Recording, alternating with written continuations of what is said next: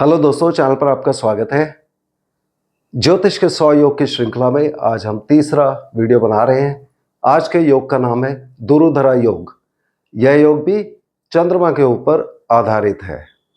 इसकी परिभाषा, यदि चंद्रमा से द्वितीय और द्वादश भाव में कोई ग्रह हो, दोनों में, तब यह योग बनता है। यह योग अच्छा माना जाता है। अब इसको हमने कुंडली में कैसे देखना है, इसकी परिभाषा में 3 चीजें हैं। पहली चीज चंद्रमा, दूसरी चीज द्वितीय और द्वादश भाव, और तीसरी चीज ग्रह। तो सबसे पहले हमें कुंडली में देखना है कि चंद्रमा कहां पर प्लेस्ड है।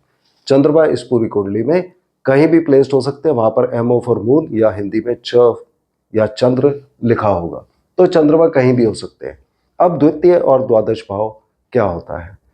चंद्रमा के साथ लगते हुए दोनों भाव, जहां भी चंद्रमा है वहां से जब हम गिनती शुरू करते हैं तो हम गिनती हमेशा इस डायरेक्शन में बढ़ाते हैं, एंटी क्लॉकवाइज। उदाहरण के तौर पे यदि चंद्रमा यहां पर है तो जब हम गिनती ऐसे बढ़ाएंगे तो चंद्रमा से शुरू करेंगे 1 और 2, द्वितीय भाव ये होगा, और द्वादश भाव ये होगा 12वां भाव। यानी कि चंद्रमा की दोनों तरफ कोई ना कोई ग्रह होना चाहिए।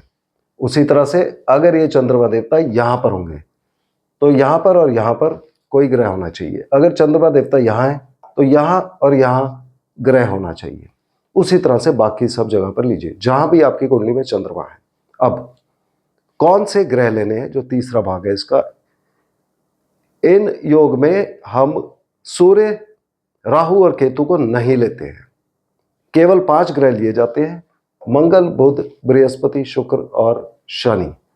तो इन 5 में से ही कोई एक या एक से ज्यादा ग्रह चंद्रमा से एक घर आगे और एक घर पीछे दोनों जगह पर होना चाहिए।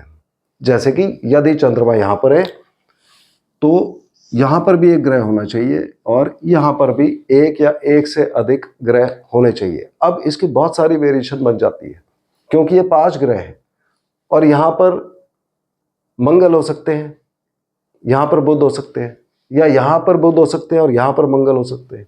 एक ग्रह हो सकता है या एक से ज्यादा ग्रह हो सकते हैं।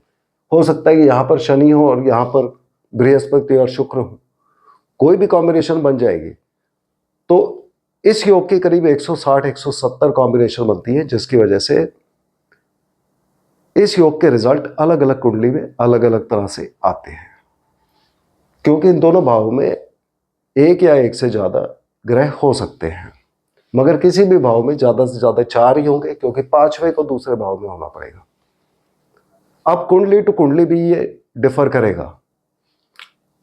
जैसे अगर हम यहां पर एग्जाम्पल लेते हैं सिंह लगन की कुंडली का, तो सिंह लगन की कुंडली में यहां पर नंबर 5 लिखा होता है। इसका अर्थ है कि इस जगह पर नंबर 6 लिखा हुआ है और इस जगह पर नंबर 4 लिखा हुआ है इस कुंडली में। तो यदि यहां पर बुध देव बैठे होंगे, सपोज यहां पर बुध है और यहां पर बृहस्पति है, तो बुध भी उच्च होंगे और बृहस्पति भी उच्च होंगे। मगर ये अगर यहां पर मंगल है तो मंगल नीच होंगे, और यहां पर शुक्र है तो शुक्र नीच होंगे।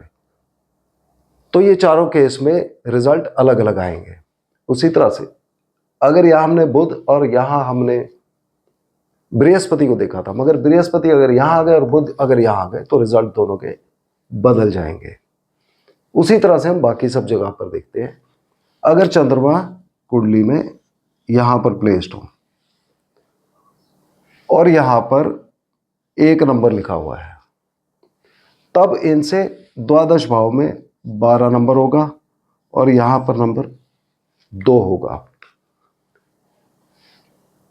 तो यहां पर कोई भी ग्रह उच्च या नीच नहीं होगा, मगर इस जगह पर शुक्र देवता उच्च हो जाएंगे। अब अगर हम कहते हैं कि यहां पर शुक्र देव है और यहां पर बुध देवता है, तो शुक्र देव उच्च होंगे और बुध देव को नॉर्मल गिना जाएगा।